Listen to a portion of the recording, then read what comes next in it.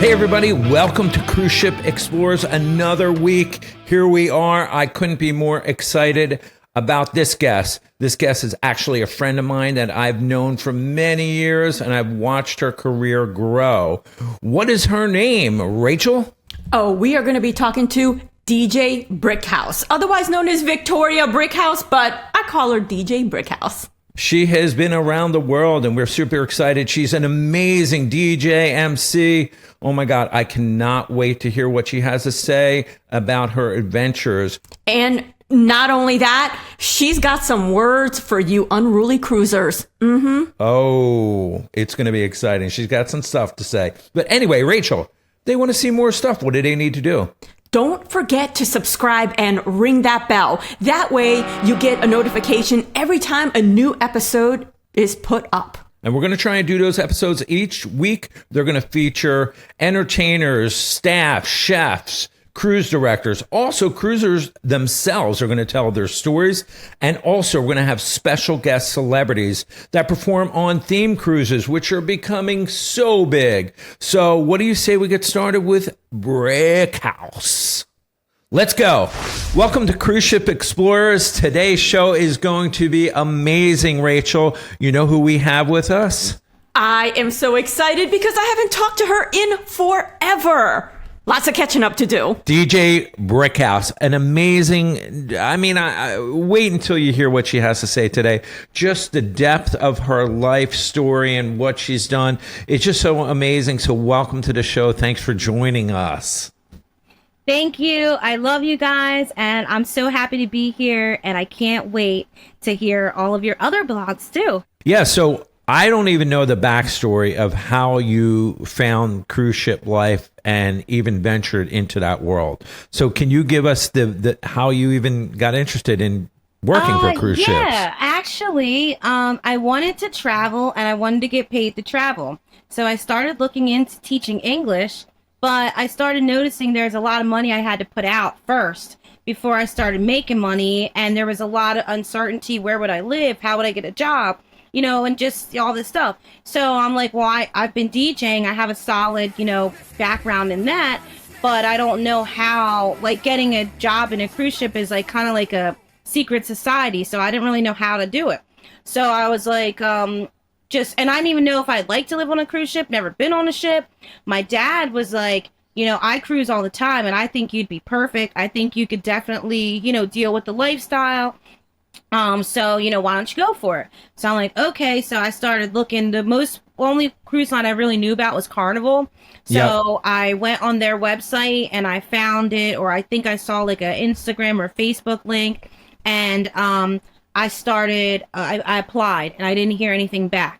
But then I started reading, like, I would be up all night for 6 months, like, just reading, listening to the blogs, reading different articles about what it's like.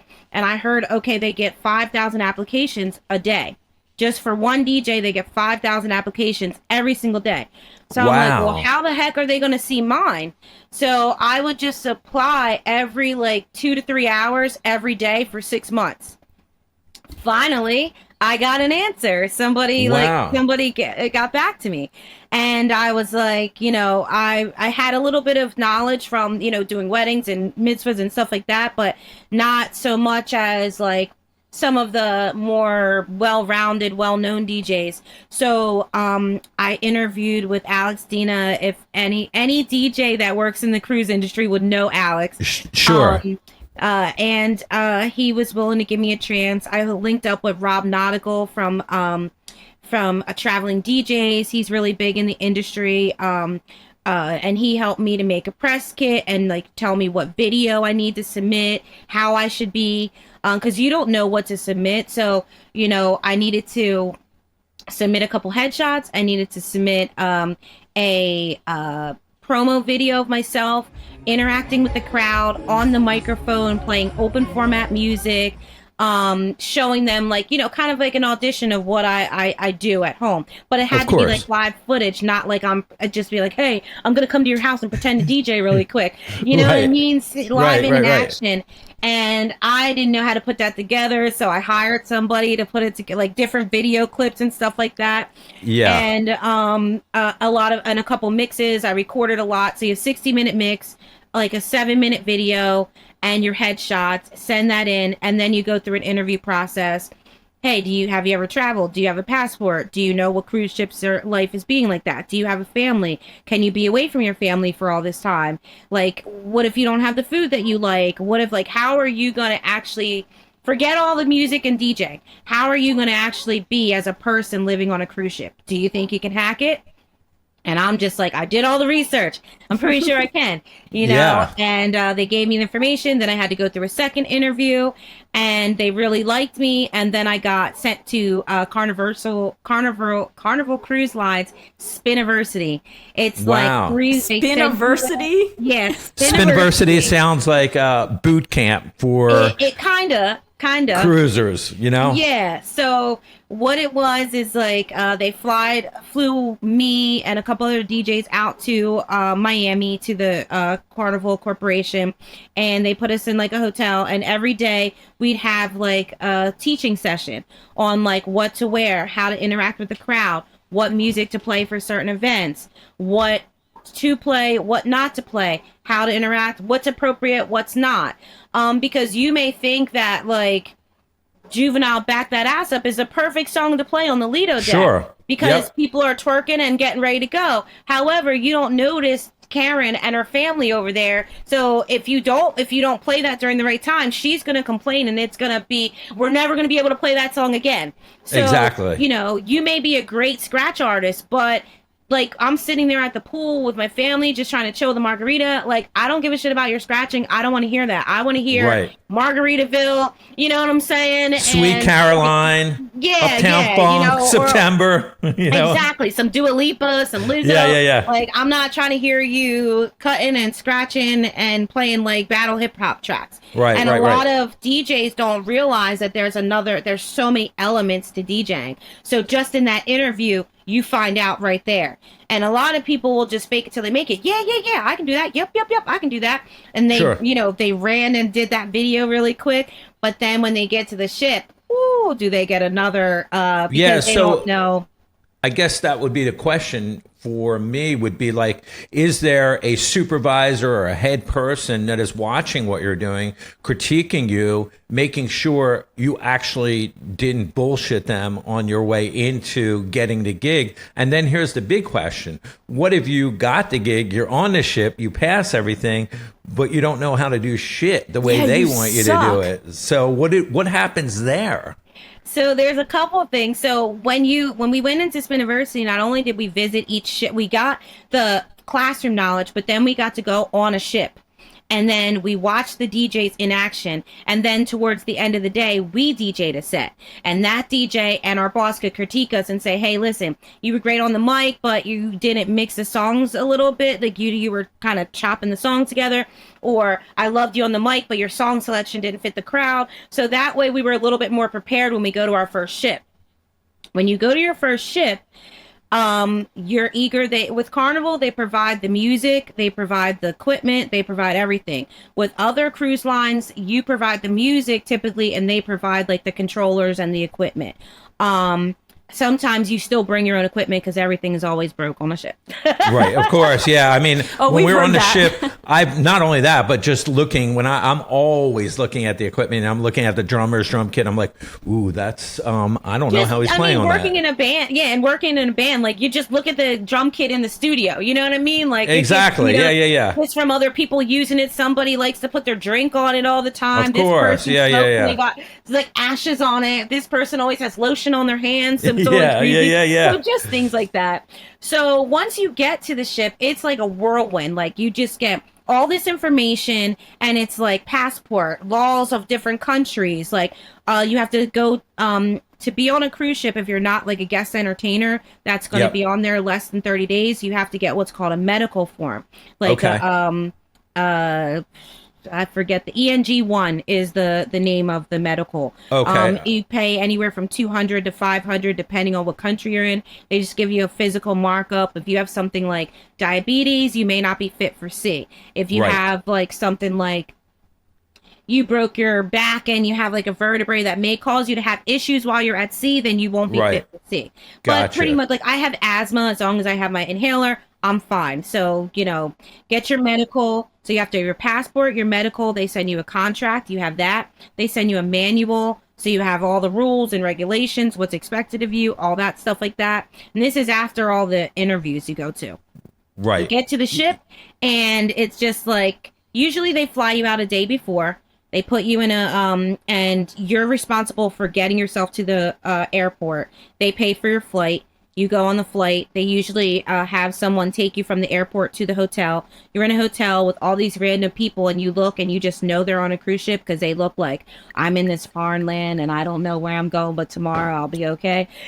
Yeah, exactly. So you know, like, you're sitting at dinner and you know this guy, like, you work on the ship. Where are you from? Philippines? Where you work at? Like, you know, the bar? Okay, cool. Yep. I'm the DJ. And then you meet friends right away. That's the one thing about cruising is you're terrified and you don't know what's going on. Even though people pretend like they're not, everyone is like, what the heck am I getting myself into? Yeah. But you always meet somebody else that has that same look on your face. And then you become pals and you're, okay, if they can do it, I can do it, or we're going to do it together. So you get to, the bus drops you off into the big, huge cruise terminal. Now, as a cruiser, it's super fun. It's cool. I'm getting ready for a vacation. As an employee, I think it's terrifying, especially if you've never been on a ship before, because the ship is massive. It's like 3, 4, 5 city blocks. And you're like, holy shit, I'm going to be in charge of the entertainment for this and all of these people.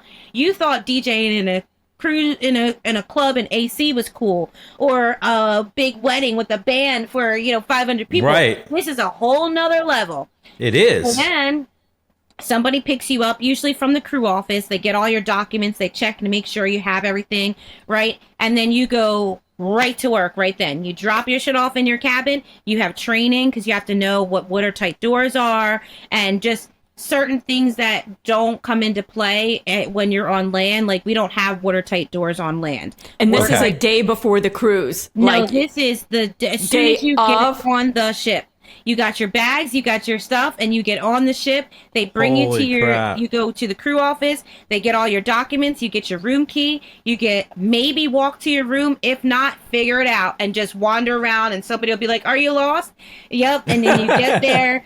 And typically, depending on where you are, if you're crew, you're on the bottom level of the ship. So you're out of the guest area into the crew level area, and it's just big blue and white hallways and just random people running this way and that way, and you and your bags like, what the fuck? Okay. Right. You know what I mean? So that's when you have to get in your head like, all right, I got this. Yo, where do I go for C555? And somebody's like, oh, don't worry. I've been there. They help you with your bags, walk you down, get in your room. You've got a schedule of trainings right then. Drop your stuff, find out where it is. Nobody can walk you really. Find out where your trainings are. And these are things that will help you with safety on the ship. So how to put on your life jacket. What are the watertight doors? Where are the exits? Where are the muster stations? You know, all that stuff like that. Because if you don't know, then you're going to probably get in trouble, because we have Coast Guard trainings. We have people that ask us questions. The guests are going to ask us questions. Plus, we need to know for ourselves. Right. So once you do all the trainings, then you have to actually DJ. Same day you got on the cruise and you're like, whoa, holy shit. Okay. Get your shit. Do they give you a schedule of where you're going to be DJing? Like, here's your schedule of the day. You're going to be on the pool deck. You're going to be here or there. Yep. What's the situation? So after all your trainings and everything, then they tell you that you probably will DJ on the Lido deck for sail away. Now, in between this time, you're probably starving and you're wondering. I was going to say. You can eat all this lovely food that's on the buffet. Wrong. No. If you're on the crew list, you will eat in the crew mess, and the crew mess has certain times, and those times don't usually fit into the DJ schedule. So you starve unless you bring your own snacks.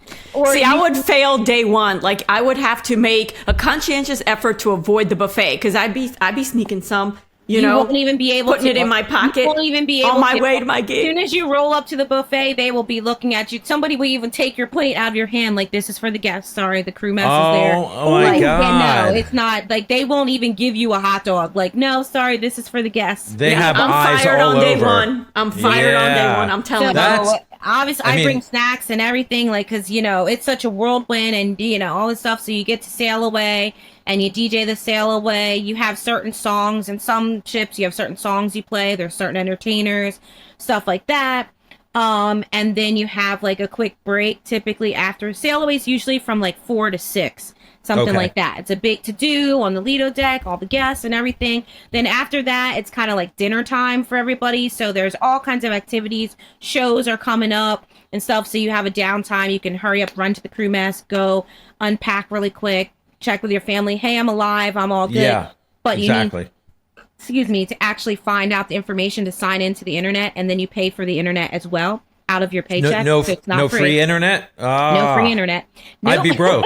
I'd be done. Yeah. You know, just take my check and I'll write you a check. Right. You know? Now, sometimes you get free internet on WhatsApp, so that it's because it's an emergency, you know, it's like a way for you to be able to keep in touch with your family and stuff like that. Okay. Yeah. But yeah. other than that, like, not really. You got to pay for that internet. It's probably like $60 a month, something like that. For some people, that's a big chunk out of their check. Of course, you know, yeah. That's why you see the crew running out in port and like all huddled into some place that has free Wi-Fi because they can't really afford the Wi-Fi on the ship, or it's just not as good, and you really need to do stuff. Yeah. So, Now, how many? This is all still the first day. And well, let me ask a side question: how many DJs do they hire on a cruise? Is it just you, or so how many? Typically, it's one DJ. Depending on the line, they have one crew staff DJ, or they'll have one pro DJ. So the crew staff DJ does DJing and also does like hosting the games and trivia and stuff that you see the crew staff doing. A pro DJ or guest DJ only DJs. Okay. So sometimes they're getting smarter now. Well, they'll use a crew DJ and a guest DJ, because a lot of times that crew DJ is just getting their foot wet in DJing, so they don't have the extensive knowledge of the pro DJs, whether it be mixing, blending, mic skills, or song selection, how to put the songs together, and what library. Because like I said, Carnival provides a library, but if you don't know that Journey, you know, goes with Bon Jovi, you know what I mean, or whatever, then it, you know, if I'm playing Journey 1 minute and then like Taylor Swift next minute and then like, I don't know, Little Uzi Vert the next minute, it may not go as well. But a pro DJ knows that and knows how to put the sets together. They can transition you through the time period, so it's not so harsh. So a lot of times they'll do 2 DJs, a pro DJ and a crew staff DJ. If you get really lucky and the line really appreciates the DJ and entertainment, you'll get 2 pro DJs. Okay. So when I went to Virgin, we were doing 2 pro DJs. But since then, they have now went with 1 crew DJ and 1, you know, guest DJ or guest. And are you responsible now that you have some experience, you know, knowing what to do? Are you responsible for training these new DJs that come aboard, you know, and watching after them? So that's a double-edged sword. On Carnival, yes, I was the pro DJ, so he would filter all the new what are they called? Host DJs with me, and I could show them the ropes and everything like that. But if I show them the ropes and they're too good, then what do you need me for? Exactly. Right. So you give them, lead them to the water and let them figure out how to drink. Just like you did. Just like you did, right? But if you don't like them, if you don't think they will be a good fit, you just let them fall on their ass, you know, especially if they're cocky about it too. Yeah. You know, but if they're not going to represent the culture well, then sorry, I don't really have much advice for you. But if I know that you're serious, you're going to represent the culture well, and you're not going to get in trouble for kissing a guest one day, or, you know, being too drunk or stupid, you're really going to take the opportunity and run with it, then I got you and I'll definitely help you out. But it's not typically like a requirement, because you're kind of, even though we're a team, it's a conflict of interest, because if I make you too good, then you take my job. And there's limited positions. Like you said, there's one pro DJ. And so that makes sense why they get 5,000 applications and you never hear from them. And it's not like so much shoving CDs down and trying to get that weddings. There's plenty of weddings, plenty of bar mitzvahs or bat mitzvahs to, pitch yourself to. But for a cruise ship, there is one or two for the entire ship. So the competition must be insane for that type of position. Yep. So say they have 10 ships in the fleet. That means 10 guest DJ, guest entertainer DJs. That's it.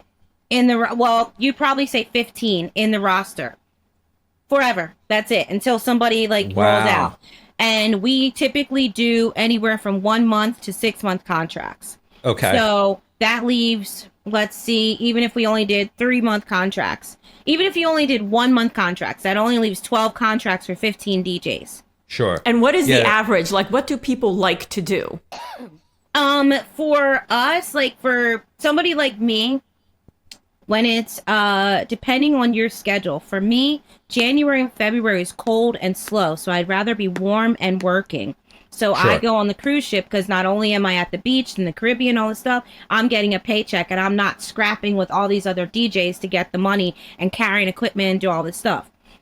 When it starts to be getting into March, April, May, you're getting busier. So it's a toss up, you know what I mean? Depending on what the cruise ship pays, because a cruise ship can pay anywhere from $1,000 a month to $10,000 a month, depending on your skill, the line, your position, and everything. So if you're on the 1,000 track, right, when it gets to be April, you could probably do a mitzvah or a wedding and make that 1,000 in one day rather than working for 30 days straight, you know what I mean, dealing with everybody's shit on the cruise ship. And because people forget to pack their manners. People think it's just a vacation working on a cruise ship as a DJ, but it's not. People are and oh my God, I can imagine. The staff, but the guests as well. I'm not talking about the staff. I'm talking about the guests. Yes. They just pack everything. Yeah, they leave it on shore and they just it's almost like there's no consequence once you get on a cruise ship and you're like, wow. Slavey minions, and we need to do what they want because it's their vacation, but they don't realize that it's 3,000 other people's vacation. You know, exactly. We'll get into that. But my vacation is more special than all of their vacations. Exactly, and I want to hear this, so you need to play it now or I'm gonna go complain. And then if I go complain, then not only will I get free drinks and I'll hear my song, and you'll have to do whatever I say for the rest of the cruise. So that's kind of how some people's attitude are. Other attitudes are, thank you so much, we really appreciate it, you really made my vacation. Other attitudes are, why are you talking to me, you're the help. We see it. In fact, we see funny stuff on the last cruise we did. We see we'll see drunk musicians going, hey, I'm a drummer, I can play. And you see the band trying to handle it and go, first of all, you're completely wasted out of your skull. So even if you were amazing, you're not going to be able to play.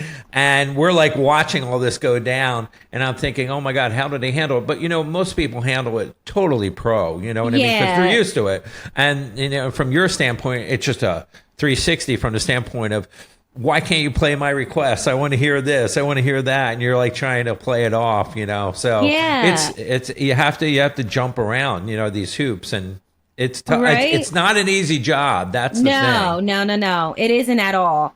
And you could be in the middle of an 80s party. Clearly it's an 80s party because it says 80s party. 80s. And we've been prepping you for the 80s party on this day for the whole cruise. So if you hate 80s music, why do you come to the 80s party and badger the DJ to play 90s or something new or something else during the 80s party? And if you're a former DJ, you know what I'm doing right now. So why are you even coming up to me and trying to have a conversation with when I'm trying to pay attention to the cruise director, pay attention to the dancer, pay attention to the crowd?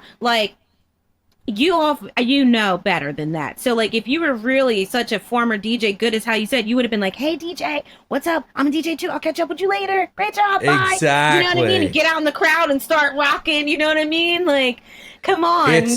When people are like, oh my God, they're playing 80s. I wish they're playing Taylor Swift. It's your job to be in the crowd and be like, hey man, let the DJ do their job, man. Right. No, Exactly. it's we see it all go down. So I always look at like the entertainers, no matter what entertainer it is, from a lounge entertainer to the DJ or even to the cruise director, because they're out there in the front trying to get people motivated and dance and contest and do whatever they do.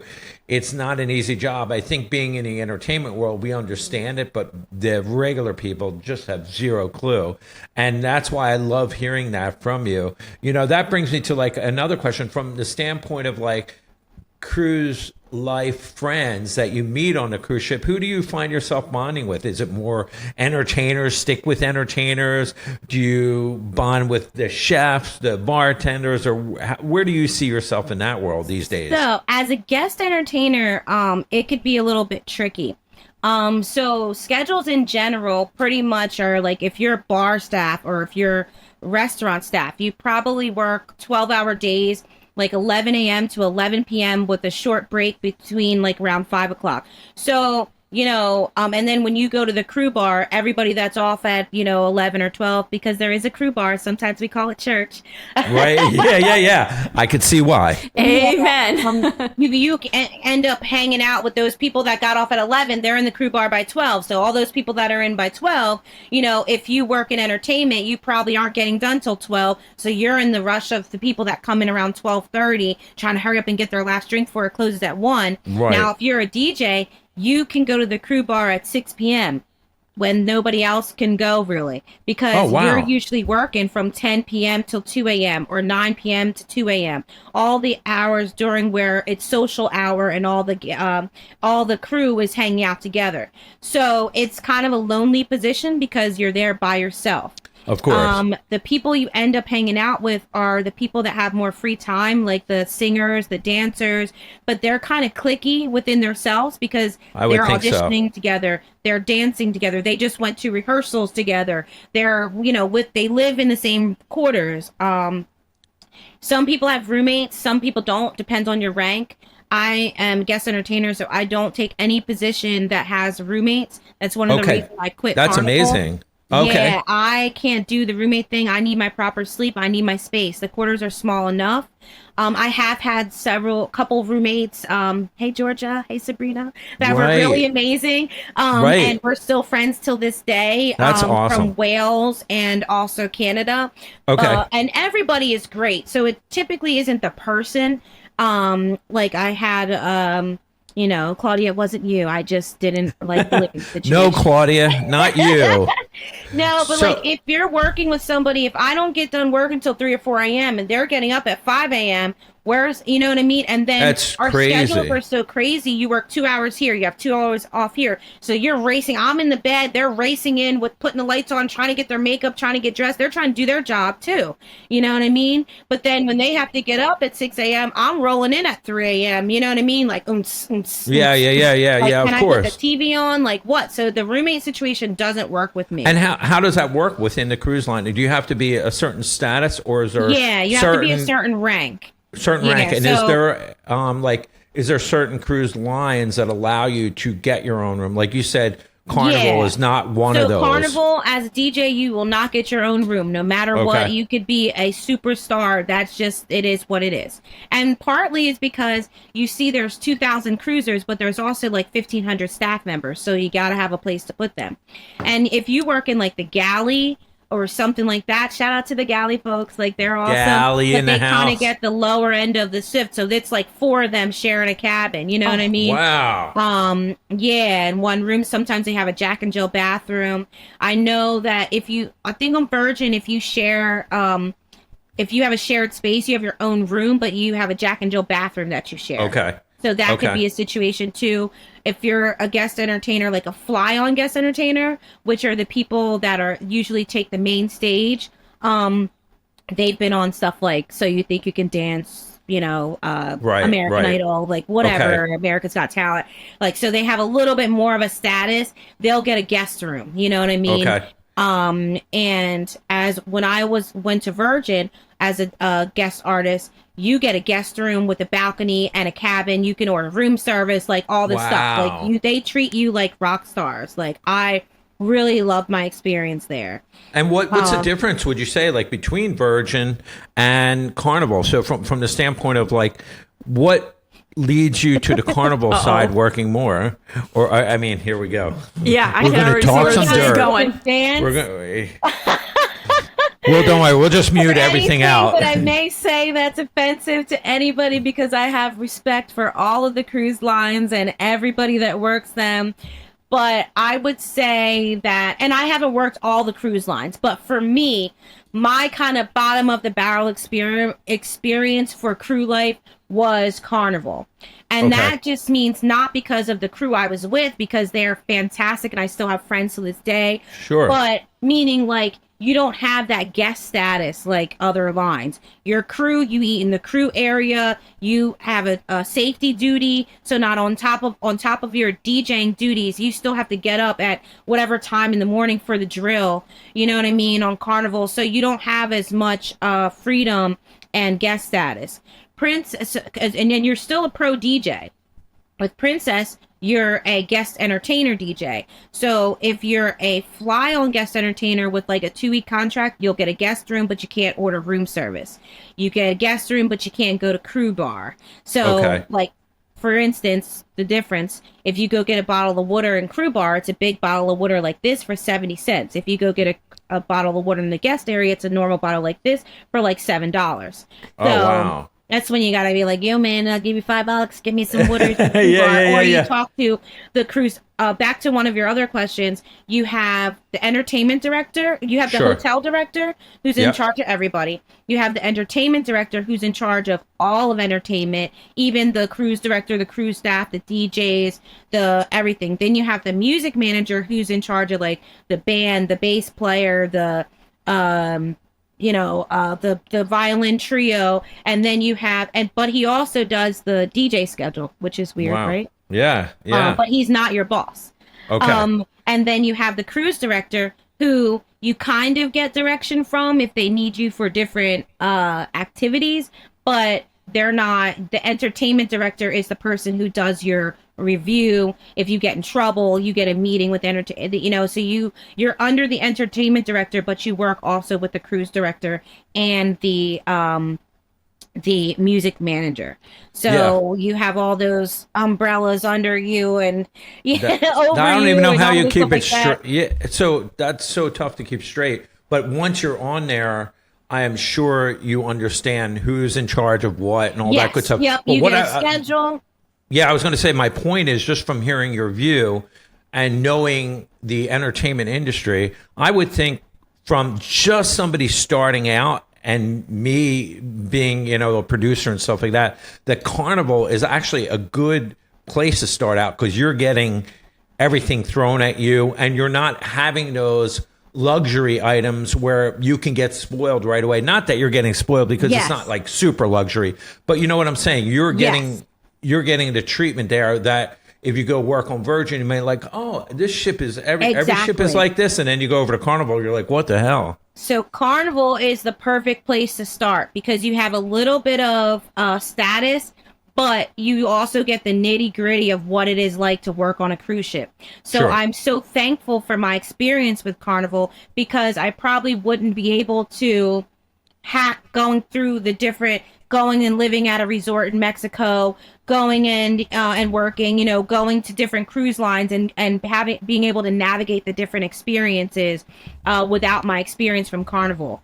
And also the safety information that I learned from those safety drills that I dreaded getting up for, I use in life everywhere. And those skills that you learn, that I learned in Carnival, in the nitty gritty, being thrown in it and craziness, have shaped me to be a better human. And there's still some people that I probably would never have came in path and cross paths with, but still to this day, I went on a Carnival cruise and I was sitting there and I was like, weren't you in my muster station 6 years ago?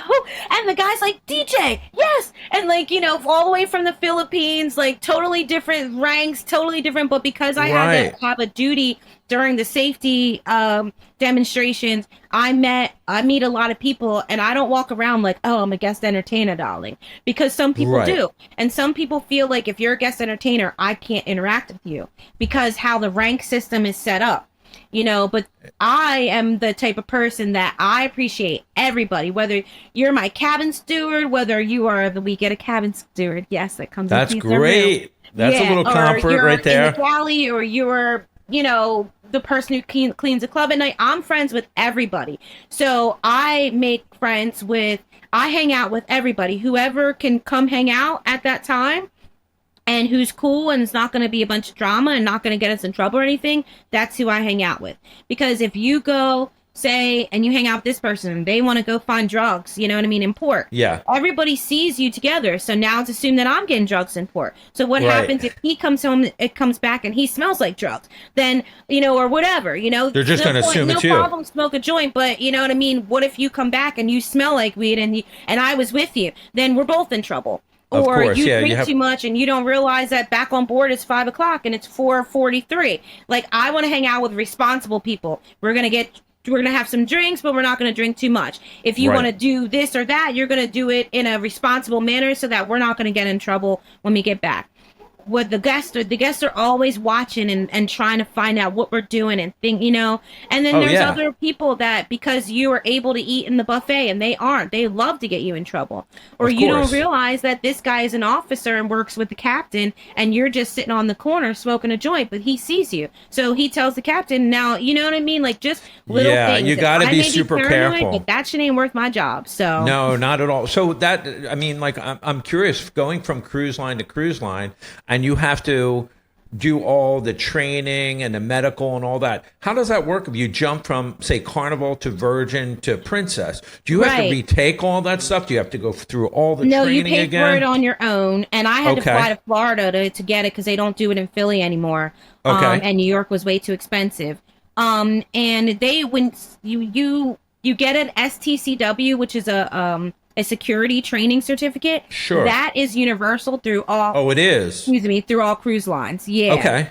And then certain things, like, you have to be certified through that line. So if I did like the safety and security, the disability, we have so many different trainings. Environmental on one line, I still have to do it on another line. Even with the class of ship. If I was on like I don't know, like the Caribbean Princess, that's a smaller class ship. When I go to the Royal Princess, I have to go through the trainings again because it's a different. And when I went to Virgin, I didn't have to go through any of that. So I kind of felt like, oh my gosh, well, what happens if there's an emergency? Nobody told me anything. Right. Because I'm so used to, you know, that. But that's the luxury of being a guest artist. You don't have to worry about that. Somebody will take care of it. But I'm like, nah, I kind of want to worry about that. Yeah. Have you had a chance to cruise as a guest? I have. I did. I cruised as a guest with Carnival just last year, and I really enjoyed it. I loved it. Yeah, tell us about that experience. It's different. And the DJs were always like, where do you work? What, can you give me a job there? Okay, so Carnival, another reason why I say bottom of the barrel experience, because I was working 12 to 16 hours a day. Right, so if I'm making $150 a day and I'm working 5 hours, and I get to go to the beach, and I get free food, and I get free business, cool. But if I'm working 12 hours a day, wait, hold up. That's not really, even if I do get to go on that, it doesn't add up. So you have to make that. Sometimes that's why you don't see a lot of Americans working on a cruise ship, because the salary that you make on the cruise ship, you could probably make in a couple days or a day or something on land. Sure. Most people, if you're from like the Philippines or, you know, another country, Indonesia, another country where the value of the dollar is a lot more, you know, that $1,000 paycheck you wouldn't even make that in a whole year or your lifetime. Some people, I'm just using those countries as an example. And so it's true, I though. don't know their circumstances. I'm just using it as an example. Yeah. Yeah, and a lot of like US people I noticed that work as entertainers, they're doing it for a specific reason, just like you. They're looking for a vehicle because they're in a place in their lives where they can do this. They're not tied down on land where they can go out and you're getting paid to travel basically and to do what you love and DJ and things. So that's where I see a lot of the US people telling those stories. Yeah. And like, if I wanted to, I just launched Sun Princess. I was in Italy. I lived in Italy for 2.5 months. I was in Italy, Spain, Greece, Turkey, and France. Now, if you think about flights, travel, I would have probably spent $100,000-$200,000, but I got paid to do all that stuff. Wow. Now granted, I worked until 2 a.m. and then, I was like sleeping until noon because I couldn't get rest, you know what I mean? And then I ran off the ship for 3 hours and took some cool pictures and did what I had to do and ran back on by 5. But everybody thinks I was on vacation for 3.5 months, Which is, it's a perception. But you know what? You do get to see places that you would never get to see. Never. On, let me take that back. You would... some people would get to see it, but it's all like relative whether you can afford it because it's expensive to travel. And we talked to a couple that plays in one of the bands together, and they do it because they get to do that. They get to see different parts of the world. Plus, they're making money and they're performing, and they would not get to do it. They were both doing New York Broadway shows, believe it or not, and they're doing this now in a bar band on one of the ships. But they get to travel together, they get the port time, and everything is paid for. So it's a different lifestyle, which you wouldn't be able to afford normally, on land. And so so being a cruiser and not a worker on this ship, did you see people that you worked with and they were like, hey, what are you doing? Yeah, definitely. Like, what are you doing here? Sometimes you get the hookup, you know what I mean? But I was just like, but also it was like kind of like, oh shit, I need somebody to do this trivia. I'm like, I got you, girl. Like all the photo people, like I will pose for a photo for any photo person ever because they have a quota of photos that they have to take. So I did not know that. It's hot as hell in the Caribbean with that freaking life preserver trying to get you to take a picture. Take the freaking picture. You don't have to buy it, but it helps them with their quota. So I'm there like, hey, you need a picture? You need a picture? You know what I mean? I didn't know that. I did not know that because when we're having dinner, they almost like accost us. And I'm like... I know. And to me, it's like, why are you still doing this photo thing? Like, everyone has a cell phone now. I'm like, why is this? I did not know they need a quota. Job. I'm going to, like, ambush every single one of them now and be like... Hey, could you imagine being the asshole that has to interrupt somebody's dinner and be like, hey, can you just get up, move your tag over a little bit, stand up, like, bitch, I'm eating dinner. I do not want to take this picture. But it's their job, so it's even more awkward for them. So I always take a photo. Good to know. That's good to know. Yeah. Yes. We just learned something. And I'm always extra nice to the staff, and whatever rules there are, I try to follow them. Like, I try to, if it says, that the club, like if the club is closing if the club is starting to dwindle down, I'm not going to be the last person sitting in there because I know the DJ's waiting for these people to leave so they can get out. You know what I mean? Or the dinner. Like if I see things are closing up, I'm going to wrap my stuff up and go. Even they're like, no, ma'am, stay all night. I know that you're trying to get to the crew bar before you can get some rest. So, like, you know what I'm saying? And you've been working 10 hours, probably. Exactly. Like, I'm not trying to give nobody a hard time. I'm not trying to break any rules. I'm not trying to make anybody write any reports. I'm trying to volunteer for everything that they need somebody to volunteer for. That trivia that nobody goes to. The Jenga. Like, we're doing it all, okay? That's We've amazing. seen those empty rooms where you, like, peek in and, like, for bingo or whatever, and it's, like, 3 people and you're like, yeah, bye-bye. You kind of like shrink back. As a cruiser, playing their heart out for that one person that keeps requesting stupid songs that they don't want to play. They just they're trying to record this to make a promo video. Like and that's another thing I do is I get video of people. On cruise ships, it's really hard for you to get a genuine interaction because if I'm DJing and everybody starts like singing the song and jumping up loud, like if I jump and get my phone, I'm just recording the crowd. But if you see that interaction and you record me and the crowd and you send that to me, clutch, bro. That's amazing. Oh, that's awesome. It's a great promo right there. Did you ever have, like, you were, when you did yourself, cruising on the ship yourself, did you ever have your plate of food taken away? Like, give me that. They thought you were a worker. No, I've not had that, but I did get turned down, like, getting coffee, and they're like, oh, DJ, something about we're not serving stuff right now. I was like, I'm a guest this time. They're like, oh, or just in general, if you're a guest entertainer, you have different privileges than other people. So Sure. I'll come and I'll be like, can I have a coffee? And they're like, no. Or like, we can't serve you here, or it's such and such money. And then I have to be like, well, I'm a guest entertainer. And then they're like, oh, and then they give it to you. But I don't feel like, I hate doing that. Yeah, because it makes it. I hate doing that. But for some people you have to, because they don't know, or they love to tell people no, just because it's a privilege. They can tell them no, that they don't get, that they can tell other people no, which is of crazy. course. Yeah. It's more of a power trip kind of thing, but yeah, no, I get it. That's crazy. And how about, like, we talked about being able to see so many places when you're on, these different cruises. Do you have any favorite ports? Being on so many cruises already. What are some of your favorite ports? I'm completely obsessed with Mexico. Like, I want to get a house there. I love Mexico. No like, I'm kidding. Mexican at heart. That's one of my favorite places I've ever been in my whole life. What makes it so special?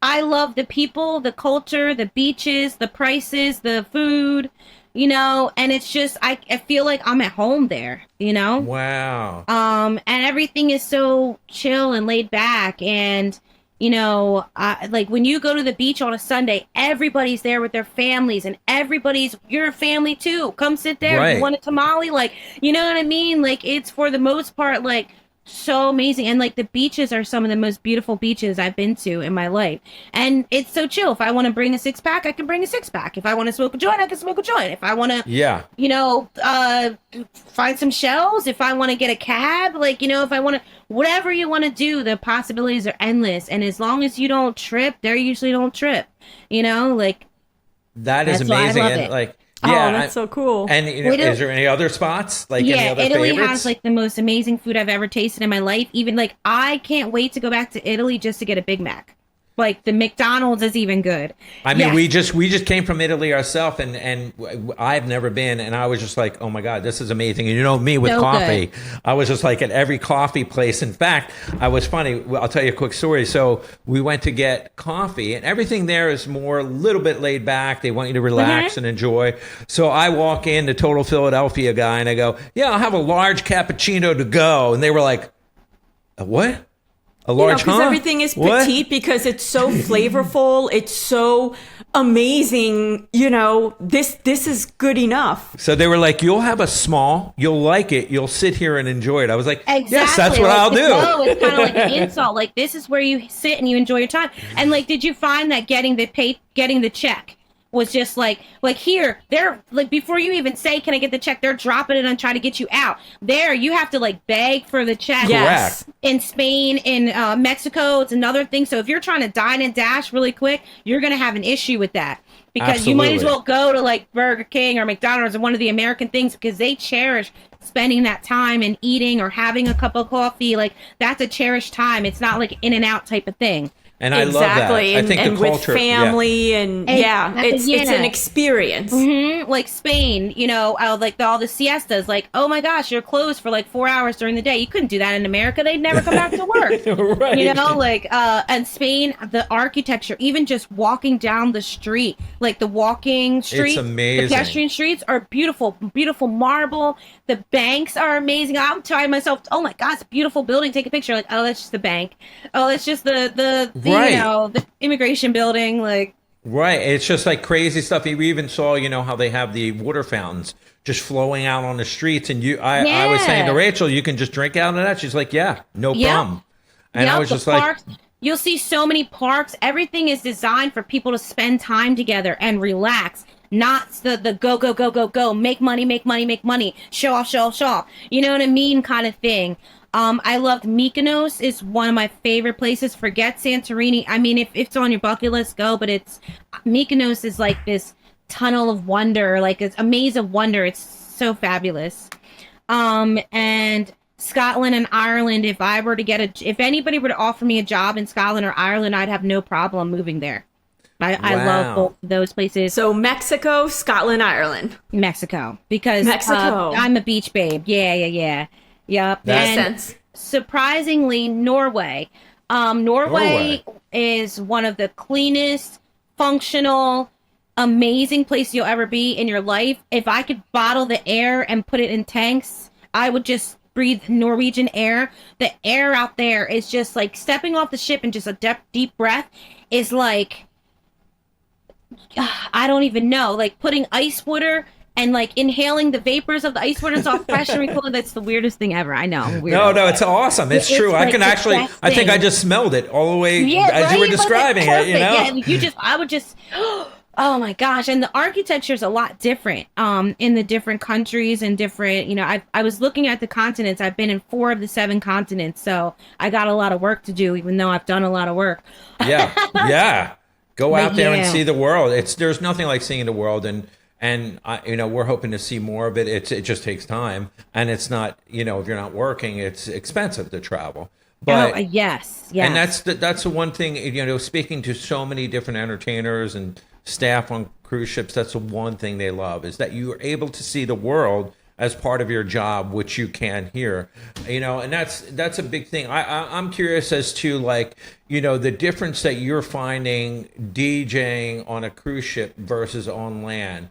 Positive, negative. I like DJing on a cruise ship because I have no parameters really, you know. On land, you're usually hired for a specific, you know, I'm having a birthday party, I'm turning 50, I want this amount of this music. If I'm DJing in a club in Jersey Shore, they want, you know, this kind of music. If I'm DJing in a hip hop place, they want this kind. On the cruise ship, I got to play all of that. I love playing Caribbean music. I love playing Latin music. I love playing indie music. It's normal on a cruise ship for me to throw in a Latin set. You know what I mean? Here, it might be like, why are you playing that? They're not even speaking English. And it's just like, whatever, you know what I mean? Or a Bollywood song. Well, like, you know what I mean? It's more universal on a cruise ship. So I'm not locked into a certain genre to play or anything. I'm playing, matter of fact, it's the opposite. I'm playing every genre. Like, you know, I'm playing 60s, 70s, 80s, 90s, 2000s, you know, 2020s. Then I'm playing Latin. I'm playing Indian. I'm playing Asian. I'm playing Caribbean. So that all makes me well-rounded, and it makes me not lose the luster for the job because I'm finding out something new every day. You know what I mean? And I'm playing new stuff every day. Now, like, some people hate that that people like Sweet Caroline or YMCA. Right. Shit, you want to do YMCA? Let's do it. Whatever. Exactly. Cool. I mean, right after that, I'm probably going to give you a tidbit, and I don't want to hear shit about it. Just like I played YMCA for you, when I play this new song that you don't know, I'm going to need you to keep on dancing and not run up to me as with your Spotify playlist as if I don't know what to play. Oh my God, I don't know this song. Why are you playing it? Do you need my Spotify playlist? No, it's just education.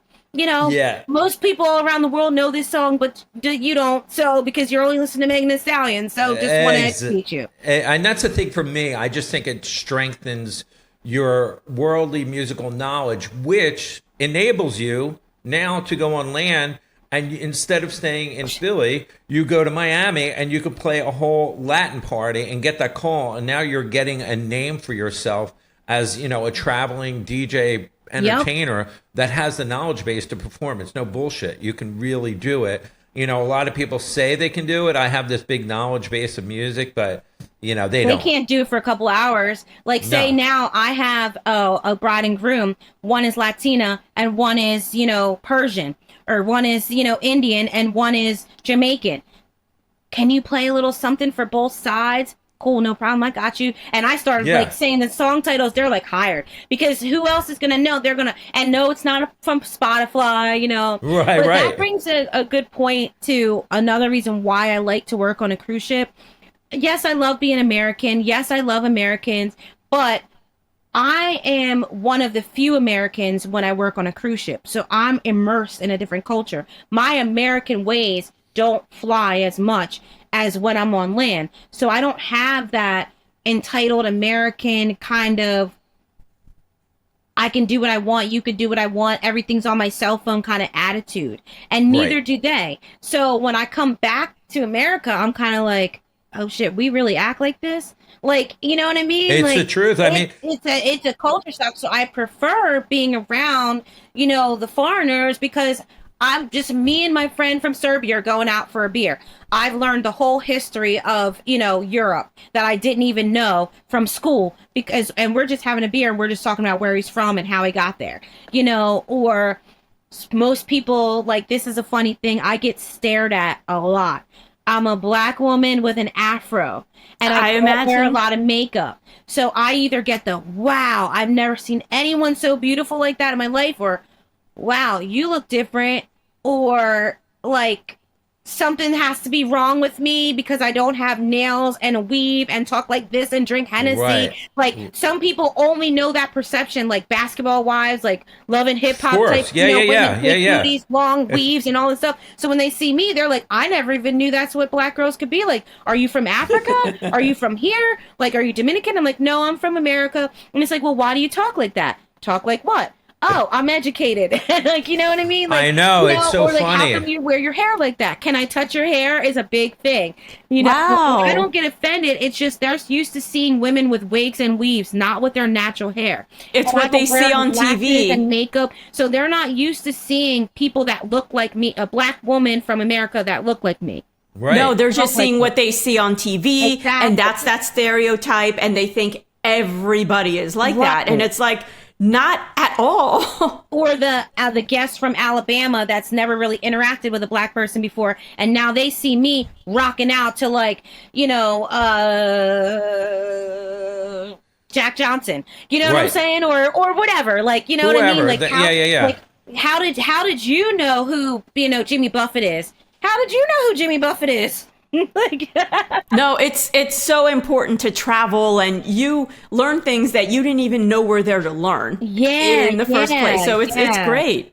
And just like we have preconceived notions of what Italians are like, or what Indians French are like. people like we have these because we only see what we see on TV. And so it's so important to actually go talk to some Italians, actually interact with some French people, or, you know, in Mexico and all that. Yep. And like certain things, like, you want to know about different cultures on a cruise ship, it's okay to ask. In normal life, it's not okay for me to ask my Indian friend, hey, so what's the deal? Do you wear deodorant or don't you? Is it against the law or no? On a cruise ship, it's laughing, like, okay, cool. Certain country, like, they understand you're not trying to make fun of them. You really want to know because you don't know. So they'll tell you certain cultures, certain this, or in Italian, like, you know, like in Italy, like, like, are like, what do you really eat? Do you really eat pasta? Like, you know, or I don't know, like, just different stupid things that you want to know about people. Just learning hello in different, and hello, thank you, goodbye, where's the bathroom, in different languages. When I come home, I sit here and it's like a filter, like, if I can hear, like, oh my God, they're from Lebanon. And you're like, how the hell did you know that? Like, oh my God. Or I see this Serbian person, they have their Serbian shop in America. I walk in, Zdravo, kako si? And they're like, what the? And it makes them so happy, you know? Or this black girl walks into this shop in Spain and they're like, oh, no, mami, like, you know, bonita flores, you know, something like that. And they're just like, thank you so much. Like, you know, like, I can show people that, you know, African American people can be well cultured and educated too. Everything it isn't about the stereotypes. Or women, you know, can handle being in tough situations. Or just because I'm 43 doesn't mean that I'm out of touch with somebody that's 23. Of course. Or just because I look 23 doesn't mean that I'm out of touch with somebody that's 53. So I kind of break down all these barriers. You know what I mean? Like, no, I get it. We try to be the same way, you know, just from the standpoint of, like, even musical knowledge. And because we're musicians and because I lived, you know, and still live in that world of knowing every single top 40 song, they're like, how do you even know what's on the new Taylor Swift record? Like, they're like blown away. They're like, you should be listening to Zeppelin or something like that, you know? I'm like, no, believe me, I lived all that every day for many, many, many years, you know? And oh, sorry. Yeah, and I was just, no. I was just going to say, even the cultures, like, because Rachel being like from Brazil or families from Brazil when we travel. I didn't know that. Yeah. So basically, she can speak Portuguese, Spanish, and some French. And so this last trip, she's understanding everything, and people don't even know she's understanding it. And they might be talking about us, and look at these Americans. Yep. And she's like, they're talking about us. I'm like, what did they say? And then if she answers back, they're like, oh shit, I didn't, don't you love that? Oh, the best.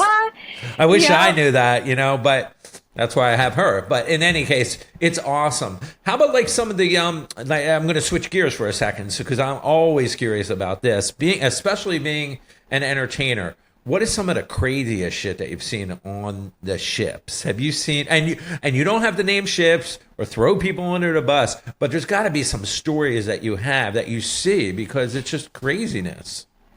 Yeah.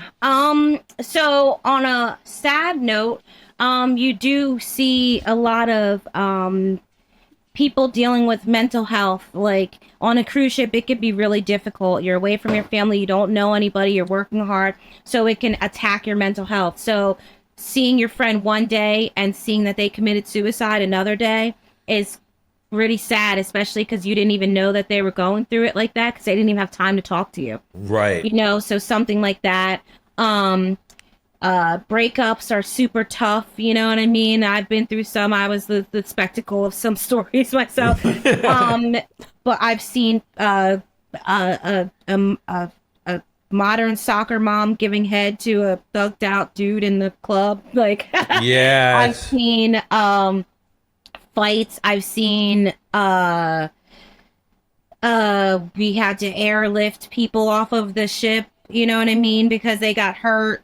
Stuff like that. All crazy stuff. And the mental health thing is something that another person that we interviewed spoke about. And he said a lot of people don't realize that working on a ship, especially if you're working by yourself, it can really affect your mental health, which is, and he talked about like how for his own self, how he gets by on dealing with that, which is really, it's a unique thing. And, cruisers would never even think about it because you're there to entertain them. They don't know your personal life. Yeah. And also the different cultures being meshed together can create issues. So like I'm a guest entertainer DJ, so I'm one. So I get in where I fit in. I'm not clustered with people.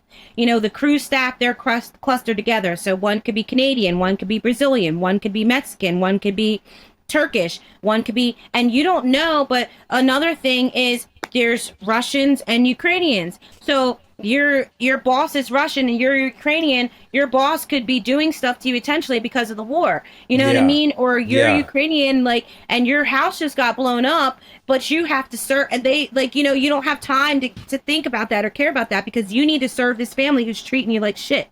You know what I mean? Because so there's just different things that people have to deal with.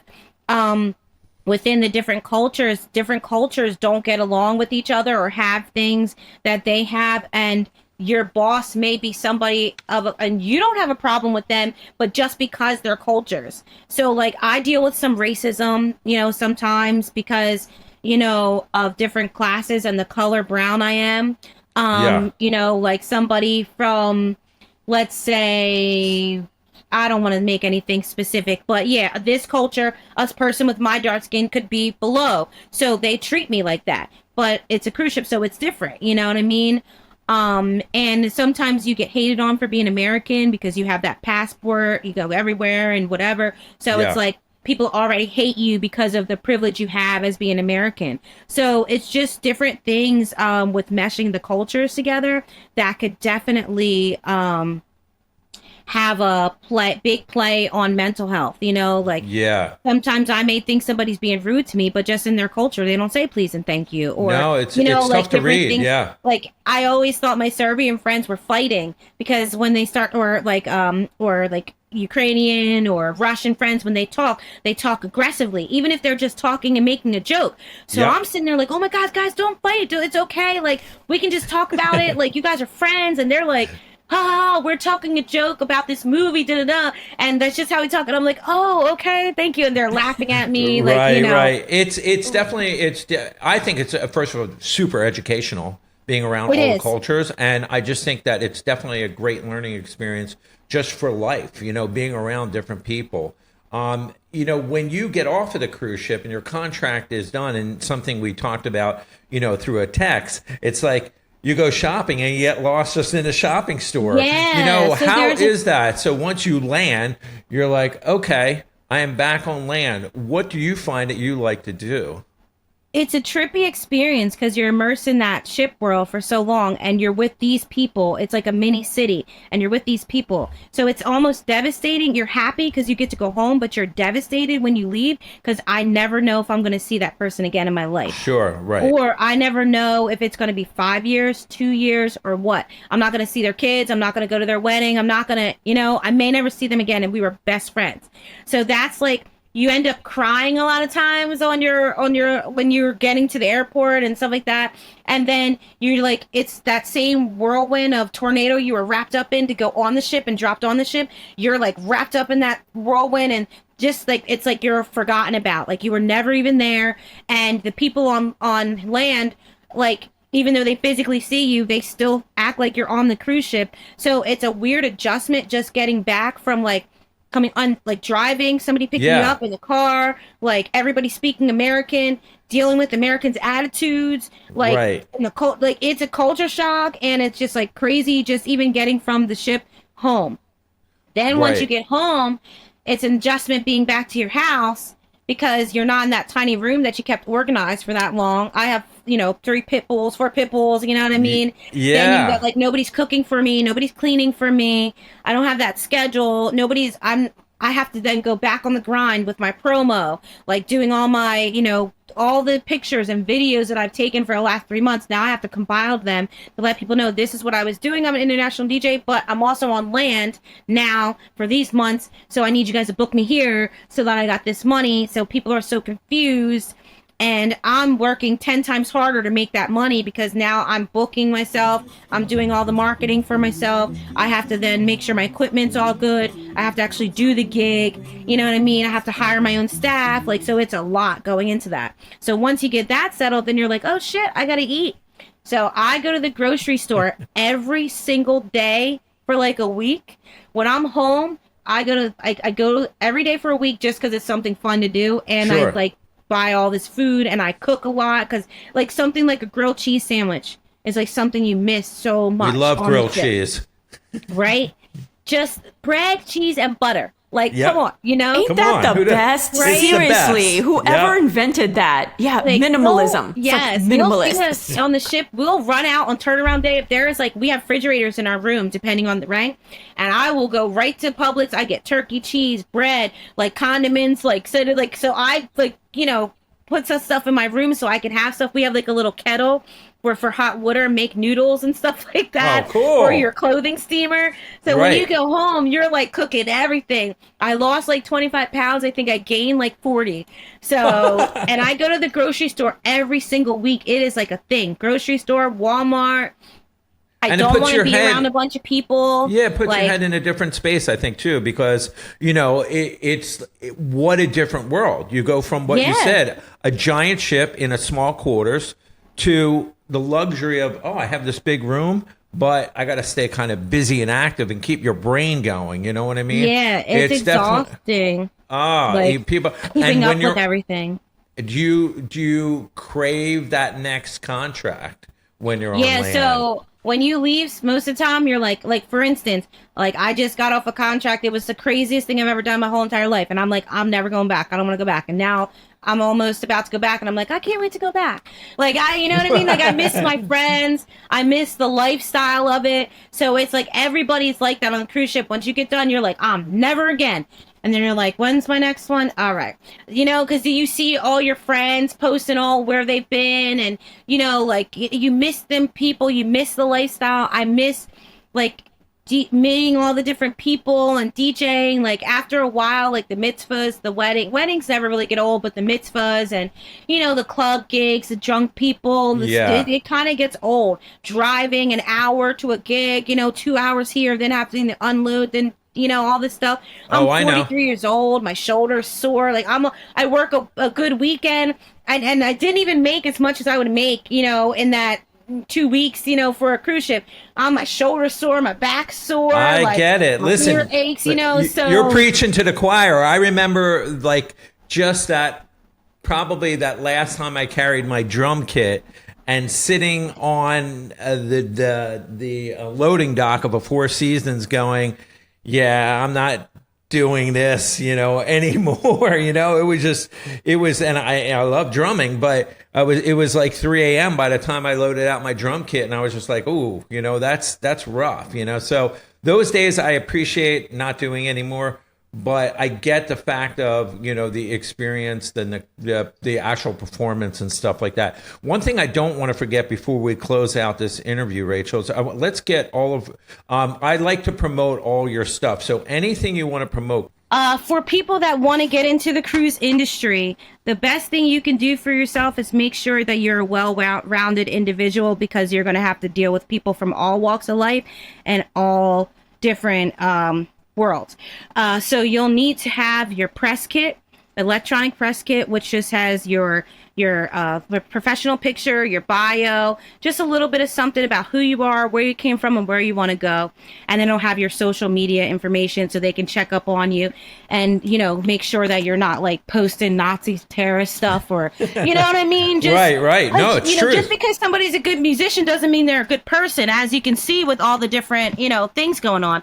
Because I think a lot of entertainers don't realize that clients or a lot of the guests on the ship, they can Google you. Especially if they're really liking you, they can look you up. And so it's almost like you want to be able to say what you want to say. It's your social media profile, darn it. You should say what you want to. But in today's world, that's kind of like your professional facade. And it's almost like you need that. And then if you want to say stuff, make another profile. Yeah. But people look that stuff up, and it just shocks me how many entertainers are like, I can't believe they looked at my stuff, and I want to be able to say what I'm going to say. But you need to almost treat it like a LinkedIn profile. Yeah. If you're not going to post it on LinkedIn, don't be posting it on social. It's okay to have your opinion and feel strong about stuff, but always remember that professionally, it's going to be looked at. Or how many people do you get, you definitely can relate to this, that send you that one video and they're awesome. You've seen them that one time, they're awesome. But then you go dig deeper and you're like, oh crap, they have shitty equipment. Every time they go to this gig, they're never dressed appropriately. When you start scrolling, even if you don't even look at anything that they say, you just start looking at the patterns in their performances. And that's another reason why people look at that stuff, because I can sit in my room right now and make a wild video, or I can stage something. But on a cruise ship, you need stamina. You're working for the same people. When you go do a wedding, you're not going to see those people ever again. Maybe at a bar occasionally, a mitzvah, a birthday party, any gig here, even if it's a nightclub, you're not going to see those people every single day for a week. On a cruise ship, you have those same people every single day for a week. And then you have some people that are cruising for, a month, some people that are cruising. So you need to have stamina. You need to know, you can't just play the same sets. You know what I mean? And you can't just play the same, stuff that, you think would fly in your hood. You know what I mean? You need to know, because there's so many DJs that think they can do this, but they don't realize how much stamina it takes and how much knowledge it takes and how much skill it really does take to be successful. Oh, so absolutely. It's sort of it's like the restaurants, even on cruise ships, the restaurants, they, as of late, and I know this is a new trend or, as of the last few years, but they've learned that they even need to change their menu. The same menu every week for the cruisers gets boring, and they'll get a bad reputation. So even something, you're looking at just even the food aspect, they have to change it up just to switch it up. So you're absolutely right. And when you see a performer that you start to pull back the layers and you're like, wait a second, they don't have the depth of what they need to get by, then, you're absolutely correct. Yeah, you can't be a one-trick pony. No, one things I hate, once I get on a cruise ship, as soon as I post my first picture, everybody's in my inbox. People I never even spoke, never liked a picture, never liked a post. Yo, can you give me a job? Yo, can you give me a job? And then I go and first thing I do, look on their social media. Hell no, you don't even know what to play. You don't even know how to act. Or like, I just know their personality, and I'm like, you wouldn't even make it through the first day, right, Rachel? Because it's not even about playing music. Living on a cruise ship a lot of times isn't about what talent or the position that you're in. It's, can you function as a human in this environment and thrive? Not a lot of people can do that. And once you are able to do that, it's like you're in a secret society. Like, I feel like I'm a different type of person in life. Yep. You know what I mean? And for the better? For the better, yeah. Right? That's just now. I took my mom I DJed a festival in Tennessee. That's another, I'll go anywhere and I can go anywhere and I can navigate. Because like, even when you get on the cruise ship, when you get off in port, you don't know where you're going. You just wander around. Oh, so yeah. I just wander around now. Anywhere you send me, anywhere, they don't even speak the language, like, I can figure it out. Or in a situation where a festival, I told my mom, I said, come here, Mom, we need to have a safety plan. And she's like, what? And I said, well, nowadays you can't just go to a festival and have fun. You need to have a disaster plan. If they start shooting, if somebody starts fighting, if anything happens, I don't want you to panic because you know what to do. So this is our plan. We're going to meet at this exit place. We know this is where the car is. So, and like, it was a strange thing to them, but it was a normal thing to me. Of course. You know what I mean? Yeah. No, we do that all the time, and we're the same way. We get off the cruise ship, we're figuring out where we're at, looking at everything, knowing the time we need to get back. You know, we definitely don't want to be those cruise runners or whatever they call them, where they're chasing pier runners. Yeah. You know, but and so you have to. The skills you learn from there, like, you know, when you're so tired and it's beat into you because you're exhausted, but every time you got to wake up, you got to do those drills, and all that stuff helps you in life. So that when now I'm there, I came up with this plan. When there's an emergency, you're taught to act. So I don't even think about it. Last year, I was coming home from work, and somebody had hit a kid, and in a car, like coming home from the shore, they hit him, and they kept going. And I was driving, and I'm like, I swear those are legs. And I'm like, we gotta stop. No. So I stop on like the Garden State Turnpike. It's a Garden State Parkway on the bridge going to Ocean City. And, you know, I just jumped out the car, ran up the street, started giving CPR, you know what I mean? Called 911, did all this stuff. And my boyfriend at the time is just sitting there looking like, don't do that. You're going to be scarred for life. I didn't even think about what it would do to me mentally in the long run. It's an emergency. I need to act. And that's what I did. And that's kind of the person I am now. And you know what I mean? Stay calm. And this is what we need to, like, I can take charge of the situation because I've been taught these skills. And that will elevate you in life, no matter what you do. You know, it makes you a rounded person, a good person. But I'm telling you, that's a life skill right there. Yeah. So do your research. If you want to work on a cruise ship, do your research. It's not all lovely pictures on the beach. It's a lot of hard work. It's a lot of different personalities you have to deal with. And it's a learning curve. Things are not the same on land as they are on a cruise ship. Yes, it's fun. Yes, it's an awesome experience, but it's a change in a lifestyle.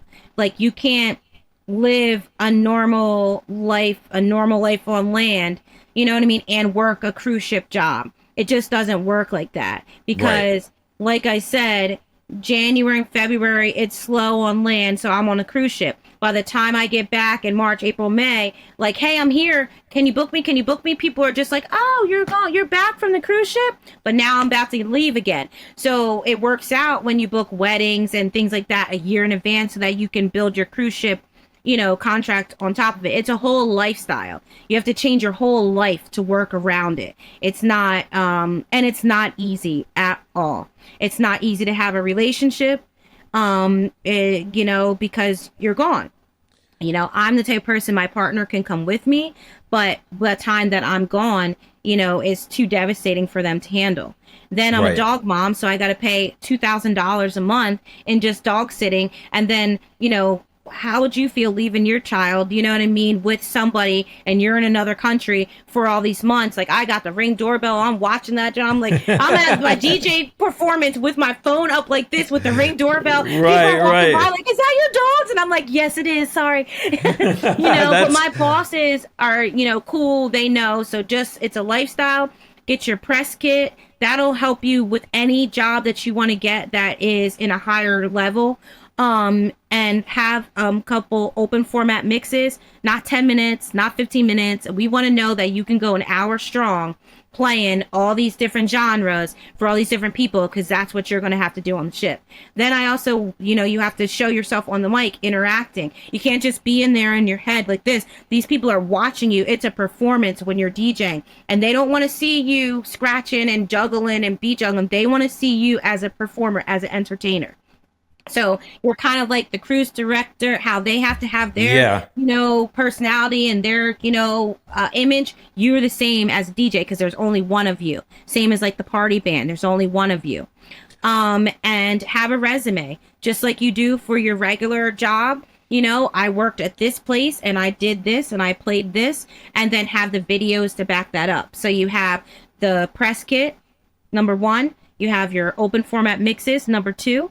You have your promo videos showing that you can play open format stuff, you can interact with the crowd, and that you're a professional on the mic, because some people can't speak professionally on a microphone, so all that stuff. Once you get that all together, then comes the uphill battle of finding the right contacts to get you into the industry. Luckily, I have some. Yeah, so that's what I was going to ask you. Like, do you apply directly to the cruise ship, or do you apply to because I know there's agencies that will book entertainers or get you the interview.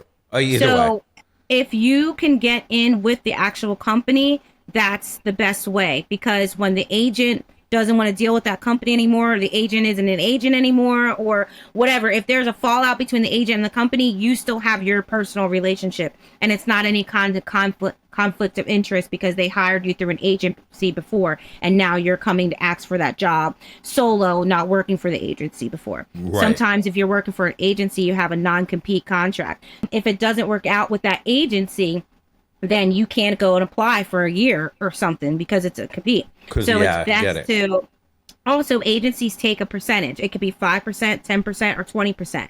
And that's out of your paycheck. Wow. When you first get the gig, it's awesome because you're happy. But 3 years down the road, you got to pay somebody $500 out of your paycheck. You're like, come on, man, Yeah. So better to apply with the cruise ship if you can get in that way. Yep. That's amazing. When you're from other countries, or certain cruise lines only go through agencies.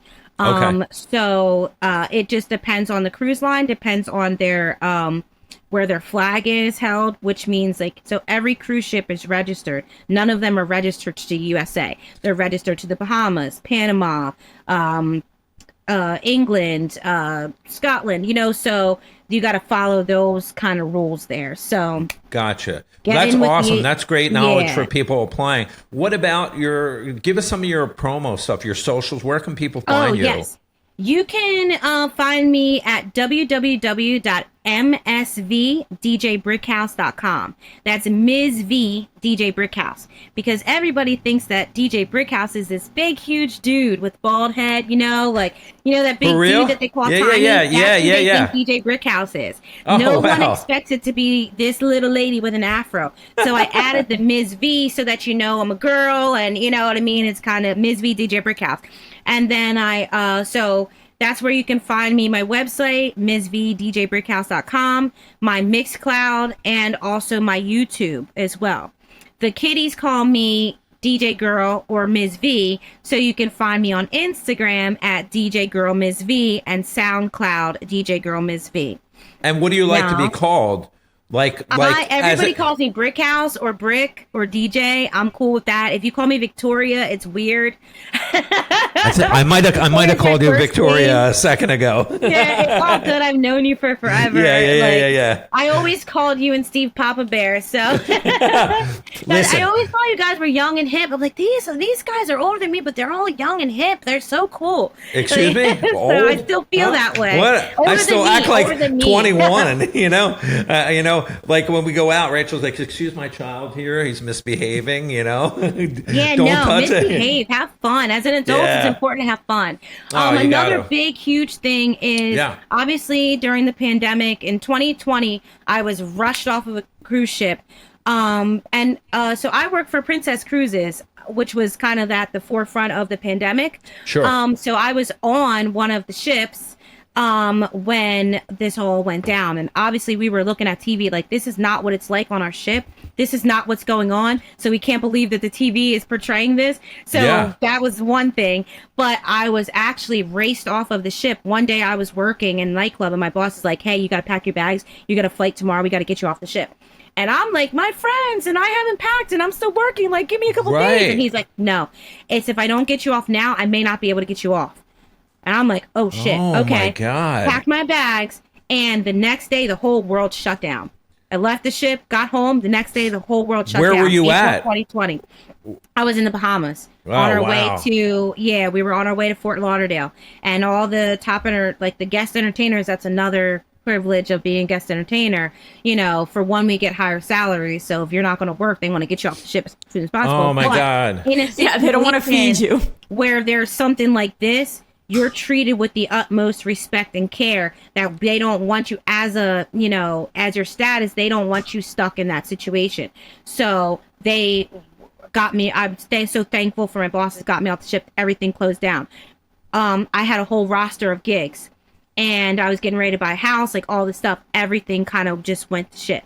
I got it. So I had to rebuild everything. I had to build my whole business, get gigs, and I started I thought about it. I still wanted to be a DJ, but I didn't know how I could be a DJ in that state of, of the world. Yeah. So I knew I wanted to do something positive. I don't have any children, but I wanted to give a positive gift to children. So I started creating positive rap music for children, because if you ever go to a birthday party for like a 1-year-old, a 2-year-old, a 4-year-old, it's not really a kid's party. It's a bunch of parents around drinking, listening to their music, yelling at the kids.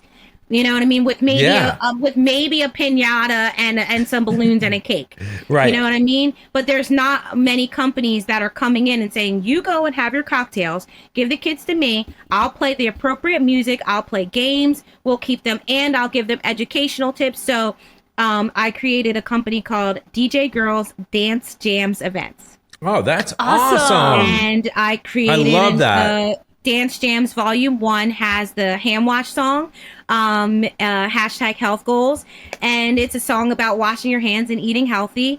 I really thought in the pandemic it would take off and I would go viral, and I didn't. I still only have like 7 YouTube followers. So follow me, DJ Girls Dance Jams Events. Let's make it blow the hand up. Wash song.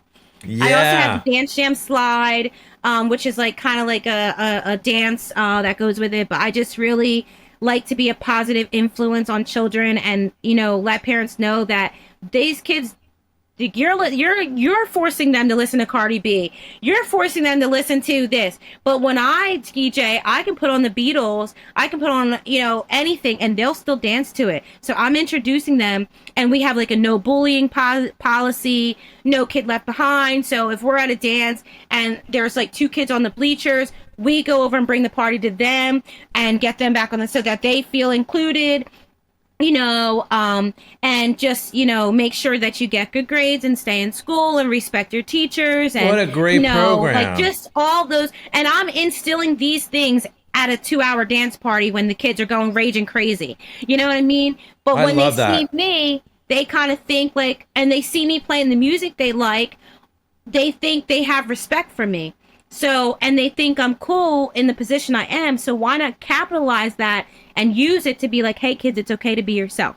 Hey, don't bully anybody. Hey, if you see somebody left out, why don't you grab them and hey, it could be the dorkiest kid ever. I used to be the dorkiest kid. I'm still a dorky kid. But you guys think I'm cool, right? So you better be nice to him back in the corner, because he'll probably have the best job out of all of us. Exactly. And just little tiny things like that you can instill into kids, in an environment like this. The teachers see that and they want you back. The kids, even though they're getting education, they still like the games and the music you play.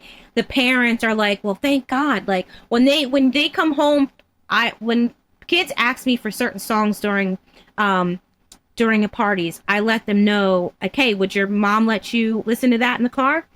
And typically, sometimes it backfires, and they're like, "Yeah, I learned the song from my mom," and I'm like, "Okay." Well, I don't think that everyone's parents let them listen to that kind of music, and I don't want them to say that they were introduced to it by DJ Brickhouse. Right. So I don't want them coming home, singing, some wop, wop, wop. You know what I mean? Like, I would rather them come home singing Baby Shark, do, do, do, do, do, do. Yeah. You know what I mean? Oh, So yeah. It's yeah. a learning experience for them.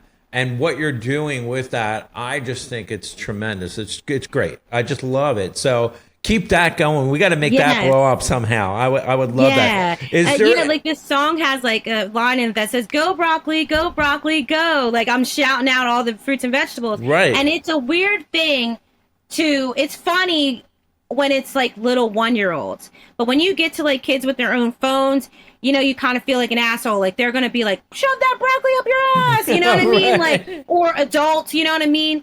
But I've been introducing it in environments where I don't think it'll go, just to see what'll happen. And I do see the parents go broccoli, go. Or the kids turn around like, "What did she just say?" Or "What's this song?" And they're singing it and they're like, "I can't forget about broccoli now after you."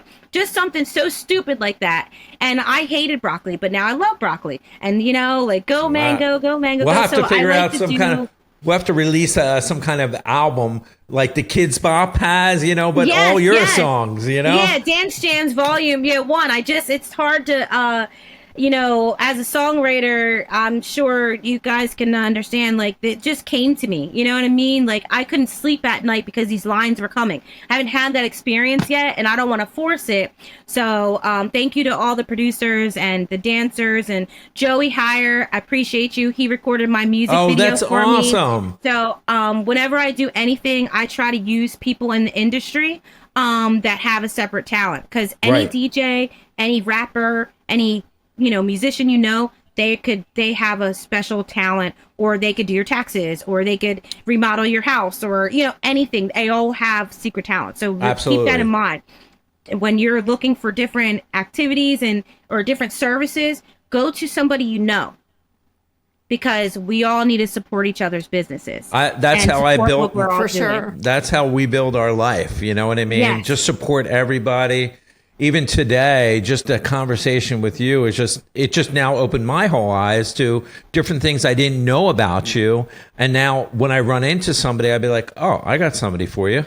Oh, so it was when I'm DJ Brickhouse. Everybody knows me. I'm a party rocker. I can do clubs. I can do weddings. I can do everything. But then I also have that division of kids.